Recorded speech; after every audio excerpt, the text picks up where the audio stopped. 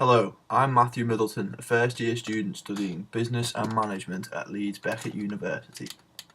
And today we will be discussing the theoretical marketing approach that is used by almost every business in the world, but more specifically, the German powerhouse when it comes to luxury and quality fashion, Hugo Boss.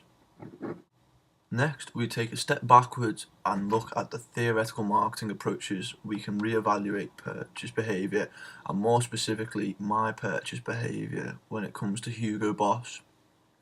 Before we assess my purchase behaviour, we must first understand what consumer buying behaviour means and how it is applied to the public. According to Cohen 1991, to understand consumer buying behaviour is to understand how a person will react and interact with the marketing mix, which basically means that our needs as a customer are being studied and fulfilled. Hugo Boss was founded in Germany, Metzinger, in 1924, which was 94 years ago, so they have a lot of history and a lot of pedigree when it comes to the fashion world. And since then, Hugo Boss has become one of the biggest providers for men's fashion and quality clothing, especially in Germany, where Hugo Boss is still the largest manufacturer of men's and women's clothing, closely followed by the United States of America. The Hugo Boss line is sold in more than 90 countries worldwide, with its stock ranging from clothes to stylish accessories and also fragrances, which were launched in the late 90s. And almost all of this success can be boiled down to the marketing that Hugo Boss undertakes each year. I'm sure if you think back, you can recall a Hugo Boss advert. It may have been because it was endorsed by an A-list celebrity, or due to the absolute class and style that was being put on show.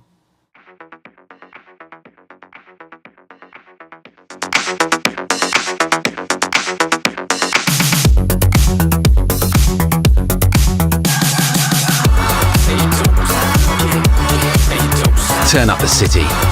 Hugo, fragrances for men. This does not come cheap, however, as each year the figure grows higher and higher, as in 2015 they spent €190 million, which is a lot when their overall income was $2.7 billion, so that equates to roughly 14% of their annual revenue spent on advertisement.